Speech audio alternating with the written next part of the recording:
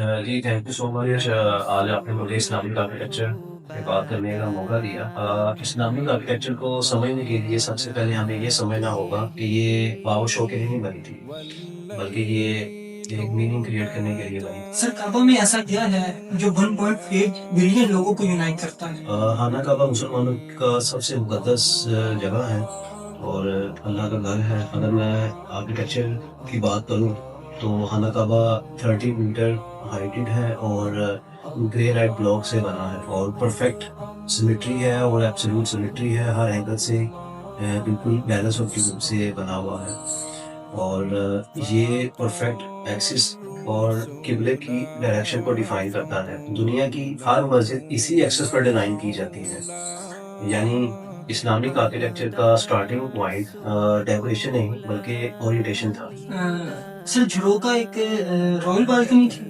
نہیں، جھروکا ایک climate device تھا جو کہ سن شیڈ اور پرائیویسی، انسائڈ پرائیویسی کو ریفلیکٹ کرتا تھا۔ سر لوگ کہتے ہیں گنبد ایک اسلامی اسٹائل ہے، کیا یہ صحیح ہے؟ جی ڈوم اسلامک انوینشن تو نہیں تھا، لیکن مسلمانوں نے اس کو پرفیکٹ کیا ہے۔ اگر میں ڈوم کا اسلامک سمبولک میننگ دیکھوں تو یہ اللہ تعالیٰ کی قدرت اور وحدت کو ظاہر کرتا ہے، اور اگر میں اس کو انجینئرنگ پرسپیکٹیو سے دیکھوں تو ڈوم کی سرکولر فارم لوڈ کو ایونلی ڈسٹریبیوٹ کرتی ہے۔ نہیں، ڈوم اسلامک انوینشن تو نہیں تھا، لیکن مسلمانوں نے اس کو پرفیکٹ کیا ہے۔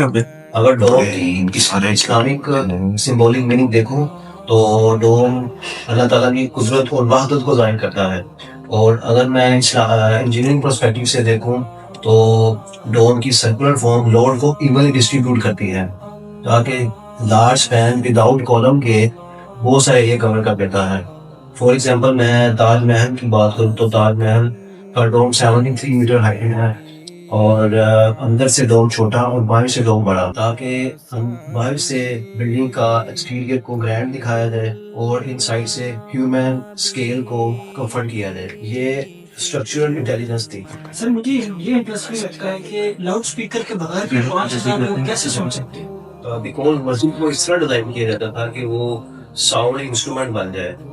ڈوم جیسے ڈوم ساؤنڈ کو ریفلیکٹ کرتا ہے، محراب وائس کو پروجیکٹ کرتی ہے، ماربل فلورنگ ساؤنڈ کو باؤنس کرتا ہے اور کارپٹ فلورنگ ایکو کو ایبزارب کرتی ہے۔ سر جھروکا ایک رائل بالکنی تھی؟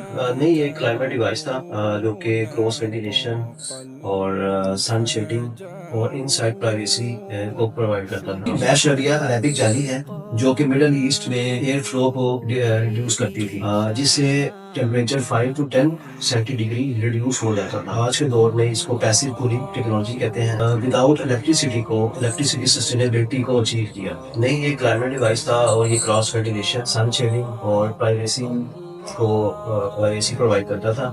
میش ربیہ عربک جالی ہے جو کہ مڈل ایسٹ میں ایئر فلو کو ریگولیٹ کرتی تھی، اور یہ میش ربیہ عربک جالی جو کہ مڈل ایسٹ میں ایئر فلو کو ریگولیٹ کرتی تھی اور جس سے temperature 5 to 10 centigrade reduce ہو جاتا تھا۔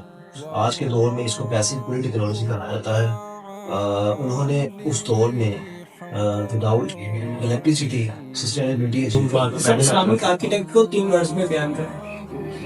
جی اگر میں اسلامک آرکیٹیکچر کو 3 ورڈ میں بتاؤں تو نمبر 1 میں ڈائریکشن، نمبر 2 بیلنس اور نمبر 3 ریگولیشن۔ شاید اسی لیے 1400 سال بعد بھی اسلامک آرکیٹیکچر کو فیل کیا جا سکتا ہے۔